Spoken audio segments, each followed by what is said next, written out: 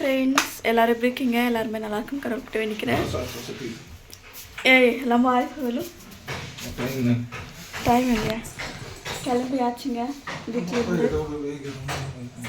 வீட்டிலேருந்து கிளம்பியாச்சு சென்னைக்கு போகிறதுக்காக. பேசாமல் தண்ணி பிடிச்சிட்டு போயிடலாமா அப்படின்னு யோசிச்சுட்டு இருக்கேன். தண்ணி பிடிச்சிட்டு போயிடலாம். ஏன்னா அங்கே இப்போதைக்கு காலையிலே வந்து இது இருக்காது, கடைங்க எதுவுமே சதுரியாதனால நம்ம வந்து தண்ணியே வந்து எடுத்துகிட்டு போயிடலாம். ஓகேங்களா? கிளம்பியாச்சு. ரொம்ப ரொம்ப ஹாப்பியாக இருக்குது. பார்க்கலாம் அடுத்தடுத்து எங்கே போகிறேன் என்னன்றது உங்ககிட்ட நான் வந்து டீட்டெயிலாக சொல்கிறேன். கிளம்பிட்டோம். சொல்லமா? எங்கள் வீட்டுக்கார் வந்து குளிருக்கு அதிர்றாங்க.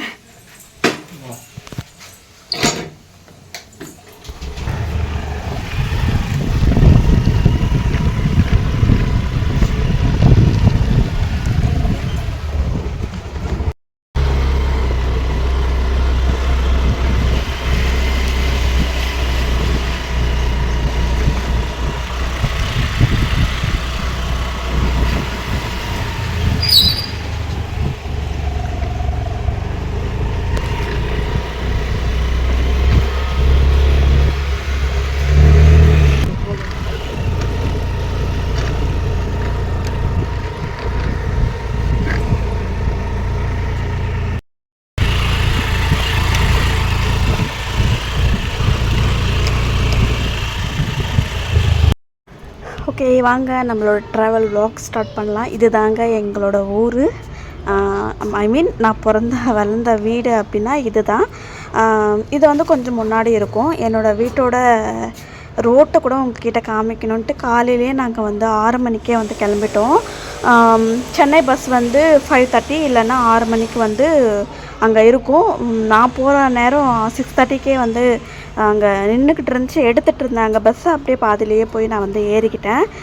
இது தாங்க எங்களோட ஊரோட ரோடு. இதுக்கு பக்கத்தில் ஒரு ரோடு போகுது பார்த்தீங்களா, கொத்தூர் அப்படின்னு சொல்லிட்டு. இந்த வழி தாங்க இவங்க இப்போ வந்துக்கிட்டு இருந்தவங்க கூட எங்கள் சொந்தக்காரங்க. அந்த வழி தான் எங்கள் வீடு. ஒரு 5 நிமிஷம் நடந்து போனாவே எங்கள் வீடு வந்துடும். இதுக்கு பின்னாடி தான் அந்த மரங்கள்லாம் இருக்குது பார்த்தீங்களா, அதுக்கு பின்னாடி தான். அது உங்களுக்கு காமிக்கணும்னு நினச்சிக்கிட்டே இருக்கேன். என்னால் சுத்தமாக காமிக்கவே முடிய மாட்டேங்குது. என்ன பண்ணுறது, நிலமை இந்த மாதிரி இருக்குது. வழி வந்து போகிறது வர்றது எல்லாமே அவ்வளோ வீடு பக்கமாக இருக்காது, கொஞ்சம் தூரமாக தான் இருக்கும். ஒரு 5 நிமிஷம் நடந்து போனால் 5 நிமிஷம் பிடிக்கும் நடந்து போனால். ஸோ அதனால தான் அதுக்கப்புறம் வந்து நாங்கள் வந்து ஓசூருக்கு வந்து கிளம்பிகிட்ருக்கோம். இது வந்து வேளாங்கண்ணி பார்க்கு இந்த சைடில் இருக்கிறது.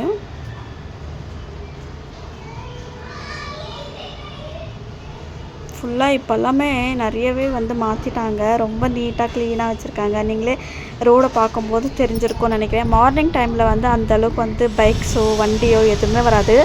அதுவும் கோட்டாமாரியம்மன் கோவில் வந்து இந்த சைடில் தான் இருக்கும். யார் எல்லாமே ஓசூரில் இருக்கீங்களோ அவங்களுக்கு தெரியும். இது கோட்டாமாரியம்மன் கோவில். அவங்களையும் காலையிலேயே தரிசனம் பண்ணிட்டு போகலான்னு இருந்தேன். பட் டைம் வேறு அதிகமாக ஆயிடுச்சு.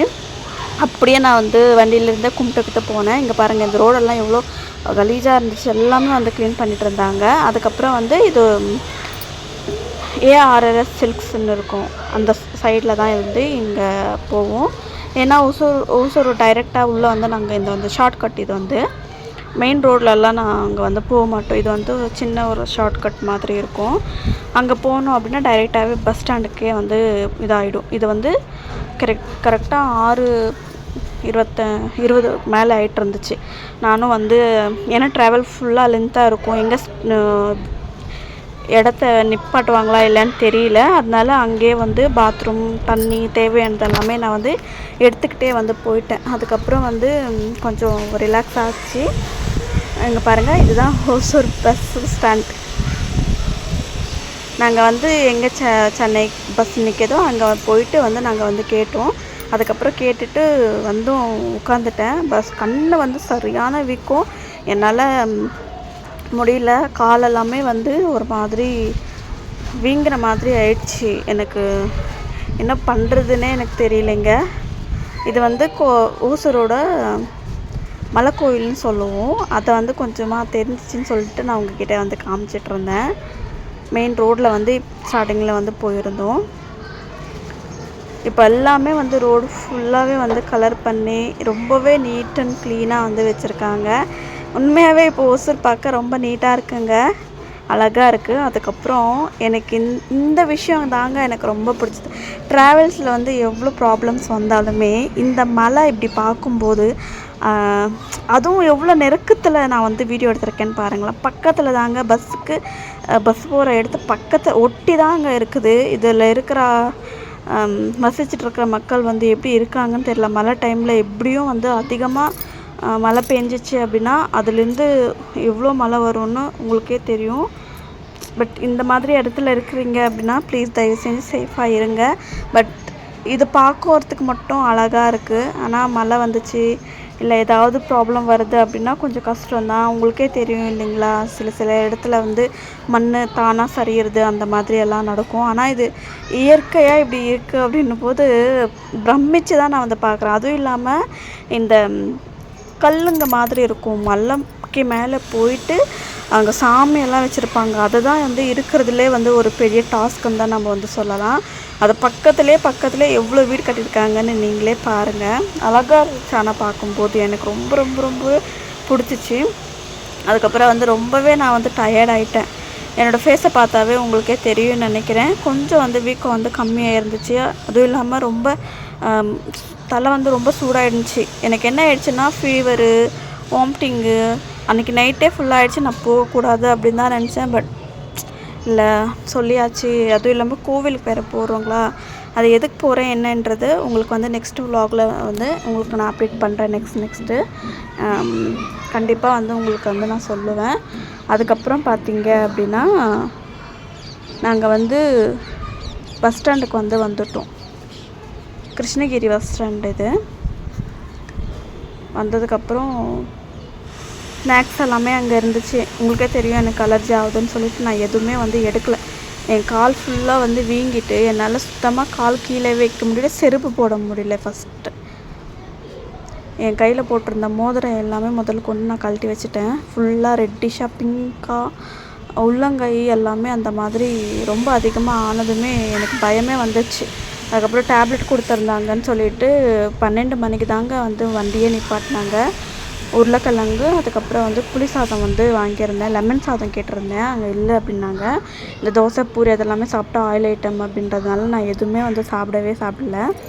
அதனால் முடிஞ்ச அளவுக்கு வந்து எது ஆயில் கம்மியாக இருக்கோ அதை மட்டும்தான் நான் வந்து சாப்பிடவே ஆரம்பித்தேன். எனக்கு ஃபேஸே ஒரு மாதிரி இருந்துச்சு. சத்தியமாக எனக்கு சாப்பிட்ற மைண்ட் செட்டே இருக்கல.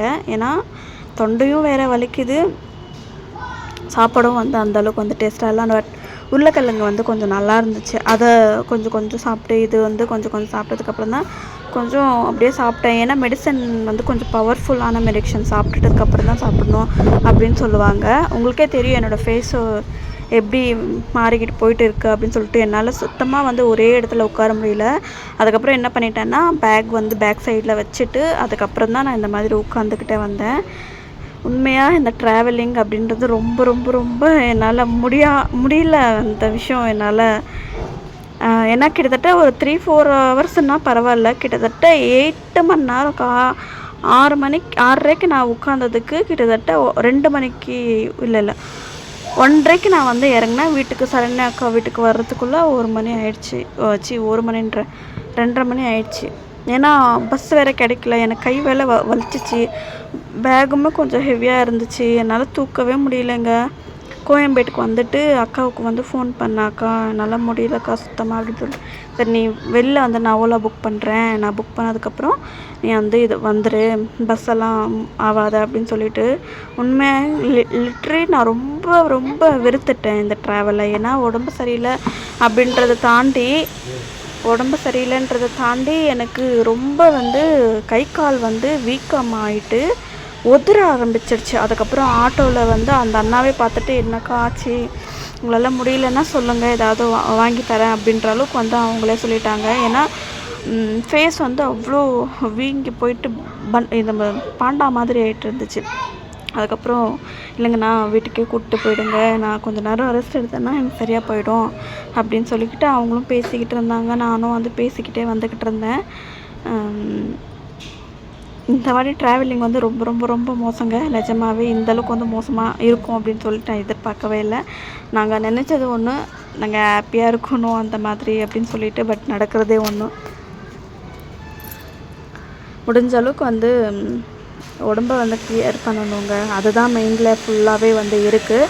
இந்த டாக்டர் எனக்கு தெரிஞ்சு ஏன்னா 1 டோஸ்லேயே வந்து கம்மியாயிடுச்சு ஃபுல் அண்ட் ஃபுல். அவங்க வந்து சொன்னது என்னென்னா, உங்கள் உடம்பை நீங்கள் மட்டும்தான் வந்து பார்த்துக்க முடியும். இந்த செடி கொடிங்க அந்த மாதிரி இருக்கிற இடத்துக்கெல்லாம் போகாதீங்க. ஏன்னா உங்களுக்கு வந்து டஸ்ட் அலர்ஜி ஒத்துக்க மாட்டேங்குது அப்படின்னும் போது அந்த மாதிரி இருக்கிற வேலையும் சரி எதுவுமே வந்து செய்யக்கூடாது அப்படி வந்து சொல்லியிருந்தாங்க. சரிங்க சார் அப்படின்னு சொல்லிவிட்டு நானும் வந்திருக்கிறேன். பார்க்கலாம். இதுக்கப்புறம் வந்து பொட்டு வைக்கக்கூடாது, வளையல் போடக்கூடாது, மெட்டி போடக்கூடாதுன்னு சொல்லியிருக்காங்க. என்ன பண்ண போகிறேன்னு எனக்கே தெரியல.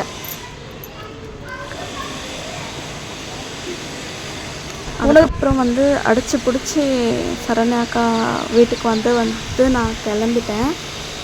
வந்ததுக்கப்புறம் எப்படி இருந்துச்சுன்னு நீங்களே பாருங்கள். வந்தியாச்சு, உடனே வந்துட்டாரு பாருங்க. Happy birthday. தேங்க்யூ. மேடம் இத பசிக்குதுன்னு சாப்பாடு கேக்குறாங்க. தயவு செஞ்சு அத முத போட்டு குடுத்துட்டு மாட்டேங்க. ஹாய். எனக்கு ரொம்ப வந்து சரண்யா சேனல் என்ன சரி சொல்லுங்க. எனக்கு இன்னைக்கு நொந்து நூடல் பண்ணிட்டா. மார்னிங்கே வந்துட்டு நீ வந்த உடனே நான் 1/2 மணி நேரத்துக்கு முன்னாடி வந்துடுறேன், நீ கிளம்பி வந்துடு அப்படின்னு நாங்க அப்பலாம் அதை தான் சொன்னோம். அதுக்குள்ள என்ன ஆயிடுச்சுன்னா மைண்ட் மாறல. நிஜமா சொல்றேன், எங்க அம்மா 3 நாள் நைட்டு பகலும் தூங்காதவங்க இப்போ தூங்கினாங்க. என்னங்க நீ அவங்க எனக்கு உடம்பு முடியல நான் தூங்க போறேன்னதுக்கு அப்புறம் நாங்க ஒண்ணுமே என்ன பண்றதுனே தெரியல. அதனால தான் வந்து என்னால் உன்னை கூப்பிட வர முடியலே. நீ உனக்கு தெரியல, தெரிஞ்சிருந்ததுன்னு வச்சுக்க கண்டிப்பாக நான் எல்லாமே பண்ணியிருக்கலாம். உனக்கு வர்றதுக்கு தெரியல. எனக்கு வர்றதுக்கு இல்லை சார். ஃபர்ஸ்ட் ஆஃப் ஆல் எனக்கு கை கால் வீங்கிடுச்சா, அது ஒரு பிரச்சனை. இதில் தலை வந்து ஒரு செகண்ட் அப்படியே எனக்கு சுற்றிடுச்சு. மூஞ்சில் தண்ணி போட்ட பாரு, அப்போ 10 நிமிஷம் அப்படியே உட்காந்துட்டேன் நான். ஓகே, நாங்கள் வந்துட்டோம். ஆமாம், கொஞ்சம் பிஸியாக இருக்கிறோம். எங்கள் வேலையெல்லாம் முடிச்சுட்டு அதுக்கப்புறம் நாங்கள் பார்க்கலாம்.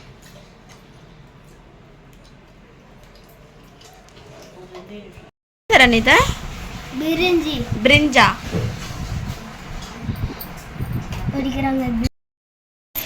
ஓகே, வீடியோ எல்லாமே பார்த்துருப்பீங்கன்னு நினைக்கிறேன். பொட்டு இல்லை அப்படின்னு சொல்லிட்டு நீங்கள் கோச்சிக்காதீங்க.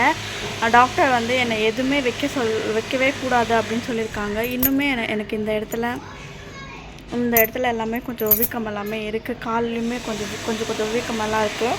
அதை வந்து கொஞ்சம் கிளியராக ஆக்கட்டும் அப்படின்னு தான். சரி, இது கோவிலுக்கு நாங்கள் போயிருந்தோம். அது என்ன அப்படின்றத வந்து நெக்ஸ்ட் வீடியோவில் நான் உங்களுக்கு வந்து ஷேர் பண்ணுறேன்.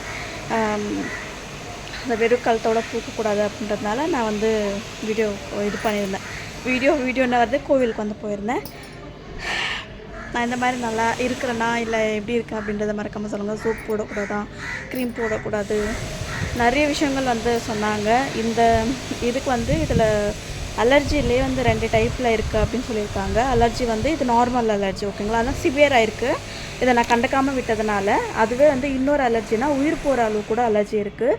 அதுவும் இந்த உதடு வீங்கிறது, உள்ளே வீங்கிறது அந்த மாதிரி எல்லாமே வந்து இருக்கும். எனக்கு லைட்டாக எனக்கு வந்து இன்னுமே வந்து கிளியர் ஆகலை. கையெல்லாமே வந்து நார்மல் ஆகிடுச்சு. நீங்கள் நைட்டே பார்த்துருப்பீங்கன்னு நினைக்கிறேன். அக்காவோட லைவில் எப்படி இருந்தேன் அப்படின்றத முதல் கொண்டு நீங்கள் வந்து பார்த்துருப்பீங்க. அவங்க வந்து லிப்ஸ்டிக் போடக்கூடாதுன்னு சொன்னாங்க, கண்மை வைக்கக்கூடாது, எந்த ஒரு காஸ்மெட்டிக்குமே யூஸ் பண்ணக்கூடாது ஒரு 3 மந்த்ஸ்க்கு அப்படின்னு சொல்லியிருக்காங்க. வலையிலேருந்து மெட்டியிலேருந்து வெள்ளியத்தில் எதுவுமே போடக்கூடாது, கோல்டில் மட்டும்தான் வந்து போடணும்னு சொல்லியிருக்காங்க. அதனால் கம்பல் அது மட்டும் வச்சுக்கிறேன். இது வந்து வீட்டுக்கு போனதுமே கழட்டிடுவேன். சரி, இங்கே பூஜை பண்ணுற முடிக்க வரைக்கும் தான். எப்போ போகிறேன் வீட்டுக்கு அப்படின்றத வந்து நாளைக்கு வீடியோவில் வந்து உங்களுக்கு வந்து ஷேர் பண்ண, நாளைக்கு இல்லை நாளான்னைக்கு வந்து உங்கள்கிட்ட வந்து ஷேர் பண்ண போகிறேன். வீடியோ எப்படி இருந்தது, எப்படி இருக்குது அப்படின்றத முதல் கொண்டு நீங்கள் வந்து எனக்கு வந்து கமெண்ட்டில் சொல்லுங்கள். நிறைய விஷயங்கள் ஹாஸ்பிட்டலில் போய் நான் இது பண்ணிக்கிட்டேன். ஏன்னா ஒசூரில் வந்து இன்ஜெக்ஷன் கொடுப்பாங்க, இல்லைன்னா உங்களுக்கே தெரியும் இல்லைங்களா, இப்போ 7,000 ஆகும் இதை செக் பண்ணுறதுக்கு அப்படின்னு சொல்லிட்டு அவங்கக்கிட்டேயும் நான் சொன்ன 7,000 தேவையில்லாமல் எதனால் அலர்ஜி வருதுன்றதுக்காக தான் அவங்க டெஸ்ட் பண்ணுறதுக்காக சொல்லியிருக்காங்க. நீயே அதை வந்து கண்டுபிடிச்சிக்கலாம். வெறும் சாப்பாடு உப்பு போடாமல் தண்ணியை மட்டும் சாப்பிட்றதுக்கு ஒரு 3 days சாப்பிட சொல்லியிருக்காங்க. இப்போ டோட்டலாக வந்து 1 month வந்து எனக்கு டேப்லெட் வந்து கொடுத்துருக்காங்க. நான் 3 டைம் போடுறதுக்கு வந்து 10 நாளைக்கு, அதுக்கப்புறம் தினமும் மார்னிங் டைமில் போடுறதுக்கு, அதுக்கப்புறம் வந்து ஒரு நாள் விட்டு ஒரு நாள் மார்னிங் போடுறதுக்கு, இன்னொரு டேப்லெட் வந்து 30 நாளைக்கு வந்து கொடுத்துருக்காங்க வெறும் நைட் போடுறதுக்கு. அப்போது இது எல்லாமே முடிச்சதுக்கப்புறம் அலர்ஜி வந்து இன்னும் கொஞ்சம் ஹெவியாக இருக்குது, இந்த மாதிரி எனக்கு கால் வீக்கம் இந்த மாதிரி இருக்குது அப்படின்னா அப்போது வந்து ஒரு 5 மெடிசன் மட்டும் வந்தால் ஒரு மாத்திரையே வந்து 30 ரூபாவாம். அதுதான் வாங்கியிருக்கேன். பார்க்கலாம், கடவுள் புண்ணியத்தில் இங்கே வந்ததுனால ஆயிடுச்சுன்னா நான் ரொம்பவே ஹாப்பியாக ஃபீல் பண்ணுவேன். ஏதாவது ஒன்று வந்துக்கிட்டே இருக்குது. நீங்களும் சொல்லியிருந்தீங்க, ஏன் சிஸ்டர் உங்களுக்கு மட்டும் இப்படி நடக்குது அப்படின்னு சொல்லிட்டு. எனக்கே தெரியலைங்க இந்த மாதிரி ஏன் நடக்குது அப்படின்னு சொல்லிட்டு. இருந்தாலும் முன்னே இருந்த மாதிரி இப்போ இல்லை, கொஞ்சம் குறைவாக இருக்குது நிஜமாகவே. அவங்க சொன்னதை முதல்ல நான் வந்து ஃபாலோ பண்ணணும். வெறும் தண்ணி அந்த மாதிரி, சாப்பாடை வந்து காரமாக யூஸ் பண்ணக்கூடாது அப்படி எல்லாமே சொல்லியிருக்காங்க. அதெல்லாம் முடியட்டும், அதுக்கப்புறம் வந்து நம்ம வந்து பார்க்கலாம். நான் எங்கே வந்திருக்கேன்னு ஆல்ரெடி உங்கள்கிட்ட வந்து சொல்லியாச்சு. சன்னக்கா வீட்டுக்கு தான் வந்திருக்கேன். வந்து நேற்று தான் ஒரு 3 o'clock அந்த மாதிரி வந்திருந்தேன். அந்த வீடியோ தான் ட்ராவல் vlog தான் வந்து உங்கள்கிட்ட ஷேர் பண்ண போகிறேன். இப்போ தான் நீங்கள் என் சேனலில் பார்க்குறீங்க அப்படின்னா ப்ளீஸ் எனக்காக ஒரு லைக் அண்ட் சப்ஸ்கிரைப் பண்ணிட்டு பாருங்கள். பிடிச்சிருந்துச்சு அப்படின்னா please like and share subscribe பண்ணி பாருங்கள். பை பாய் எல்லாருக்கும்.